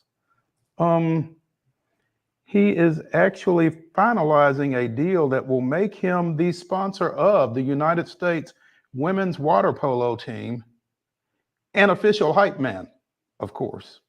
Well, yeah. Because, I mean, if Flavor ain't hyping, then what is he doing, right? So he has already begun hyping up the team's players on social media.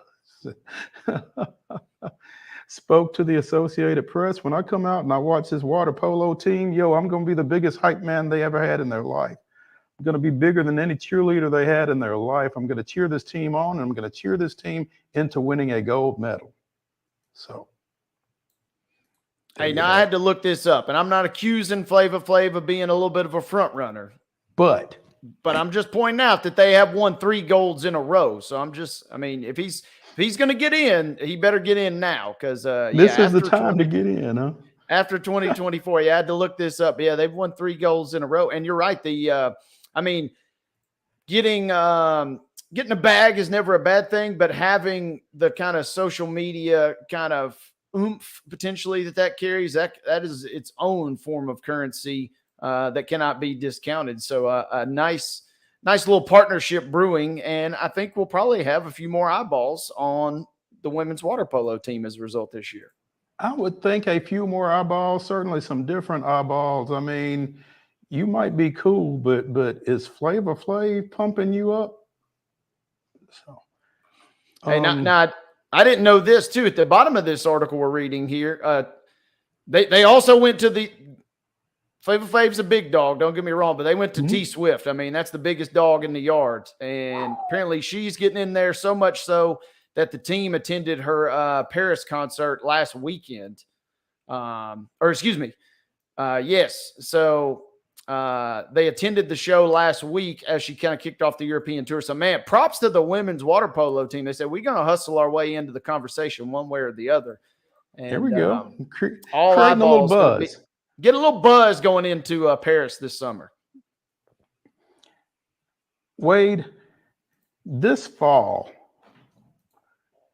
how would you like to be a Middle Tennessee high school golfer and taking the course with, by then, Brentwood Academy Junior Blades Brown,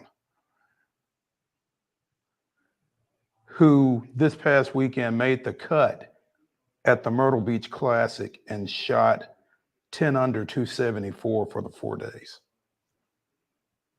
That's unreal. We talk about amateurs doing well, but you're 16. Holy cow, man.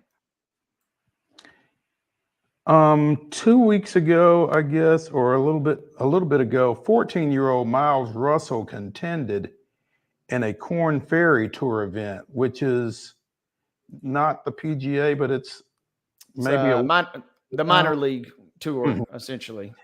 16-year-old Chris Kim made the cut at the CJ Cup Byron Nelson last week.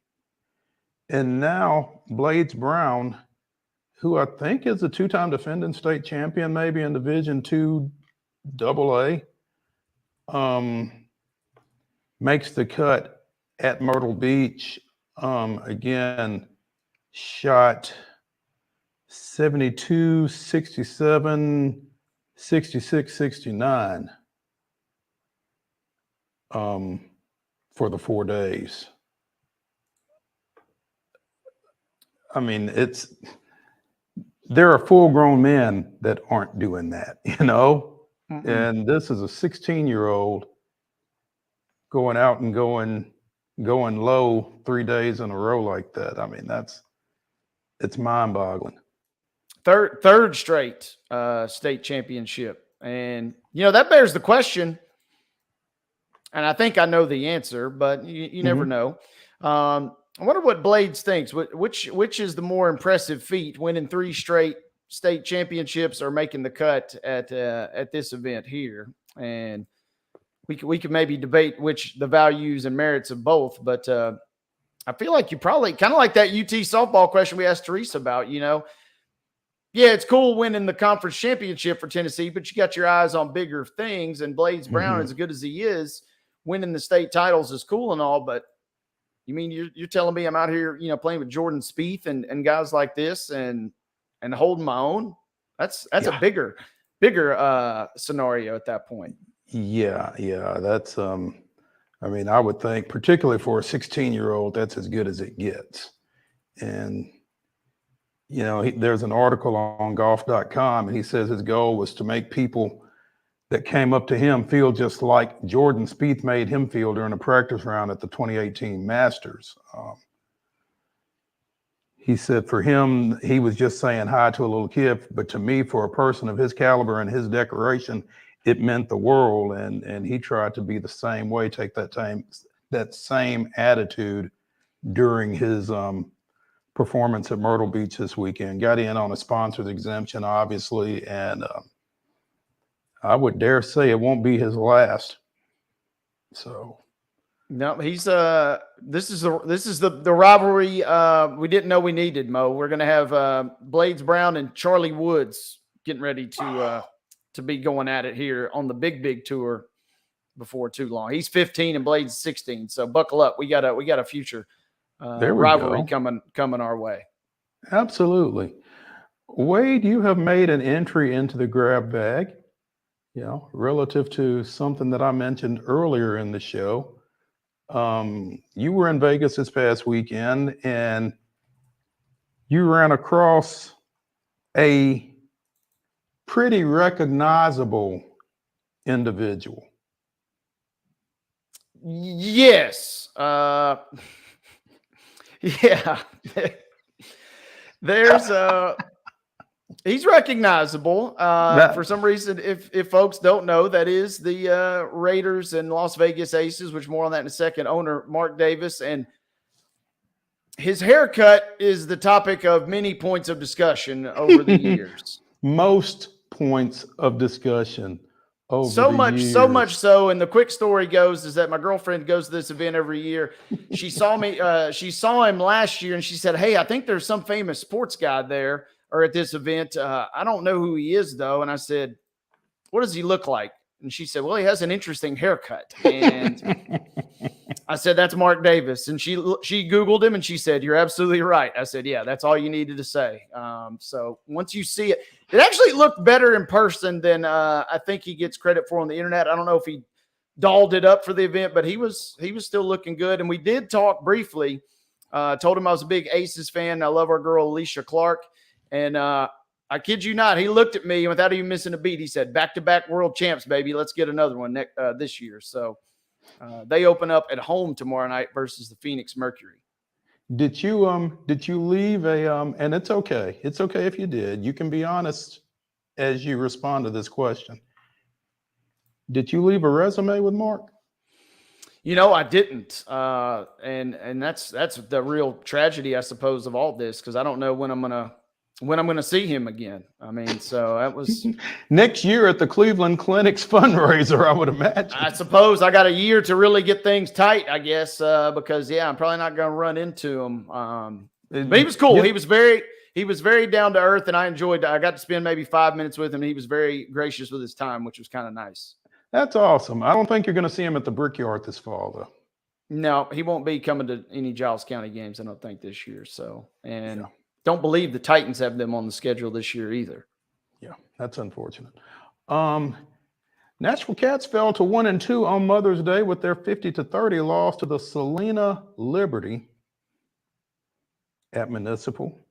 They will play at F&M Arena in Clarksville on Saturday against an opponent to be named later, I guess. I mean, it's not even mentioned in this Nashville Cats release. So as we've discussed, the AFL not on the most solid of ground right now. So definitely something to keep an eye on there. Brad Keselowski snaps a long losing streak with his win at Darlington this weekend. We'll have to ask Heather about that on Wednesday. I feel like she has been hinting at that to be coming down the pike. So we'll stay tuned for that one. But good win for him. Definitely. 110 races between wins, for Keselowski, congratulations to him. Like you said, we will be speaking with Heather Williams about that on Wednesday. So be sure and come back with us on Wednesday at 2 o'clock. Be sure and come back with us tomorrow at 2 o'clock as well here on Main Street Sports Today, presented by the Tennessee Orthopedic Alliance of Columbia. We will see you in the Lee Company studios, 2 o'clock tomorrow.